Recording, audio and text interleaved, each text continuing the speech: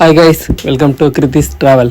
நம்ம இன்றைக்கி எங்கே போக போகிறோம் அப்படின்னா, சென்னை பக்கத்தில் இருக்கிற வேலூர் டு சிறுவாபுரி முருகன் டெம்பிளுக்கு தான் போக போகிறோம். அப்படியா, என்ன சொல்கிறடா? ஆமாம், இன்றைக்கி சும்மா ஒரு டைம் பாஸுக்கு போயிட்டு வரலாம் அப்படின்ட்டு.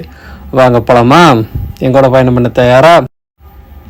இது ஒரு சென்னைக்கு பக்கத்தில் இருக்கிற ஒரு முக்கியமான முருகன் கோயில், இதுவும் ஒன்று.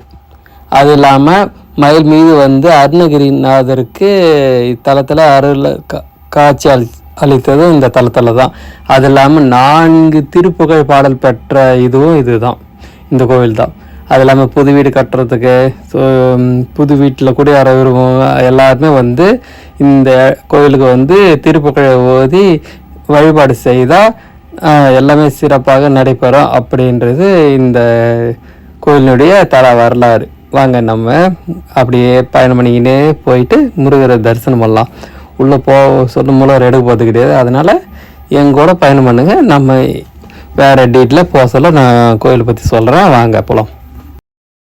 எப்பவுமே கோயிலுக்கு ஏதாவது ஒரு கோயிலுக்கு போகிறோம் அப்படின்னா பக்கத்தில் ஒரு 4 கோயில் ஒரு நாளைக்கு அப்படின்ற மாரி கணக்கு போட்டுக்குங்க.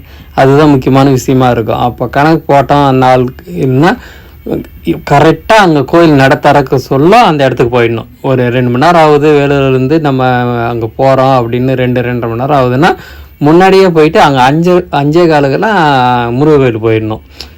அந்த மாதிரி போனால் தான் ஈஸியாக நம்ம போகிறதுக்கு. ஓகே, வாங்க. சிறுவாபுரிக்கு வந்தாச்சு. நம்ம போயிட்டு முருகரை பார்க்கலாம், தரிசனம் பண்ணலாம். பார்த்தீங்களா, ஒரு அழகான சின்னதாக இருந்தாலும் முருகர் மாதிரி அழகான ஒரு ராஜகோபுரம். ஸோ ஒரு அருமையானது. அன்றைக்கி ஞாயிற்றுக்கிழமைன்றதுனால பார்த்தீங்களா, கோட்டம் செம கோட்டம்ல. அப்படியே இங்கே பாருங்களா, ஓ முருகா, வெட்டுவேல் முருகா. இங்கே பாருங்க, இன்னும் அழகான ஒரு ராஜகோபுரம். பார்த்தீங்க, பாலசுப்ரமணிய சுவாமி திருக்கோவில் சிறுவாபுரி. செம்மையாக இருக்காருல்ல. உள்ளே போனீங்களா முருகர் கூட அவ்வளோ அருமையாக இருப்பார். வெறும் 20 நிமிஷத்தில் சாமி பார்த்துட்டு வந்துடலாங்க ஞாயிற்றுக்கிழமையே.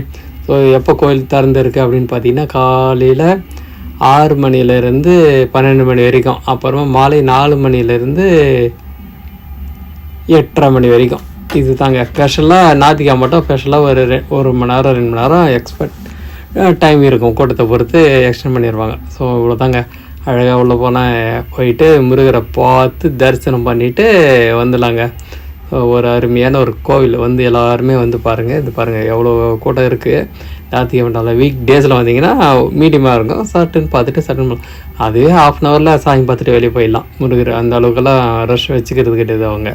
ஸோ சீக்கிரமாக வாங்க போகலாம். பிடிச்சிருந்தால் லைக் பண்ணுங்கள், ஷேர் பண்ணுங்கள், கமெண்ட்ஸ் பண்ணுங்கள், சப்ஸ்கிரைப் பண்ணிக்கிட்டு பாருங்கள். தேங்க்யூ ஃபார் வாட்சிங். எங்கூட பயணம் பண்ணுங்கள். இன்னும் நிறைய கோவில்ஸ் எல்லாம் நம்ம பார்க்க போகிறோம். வாங்க போகலாம். பாய்.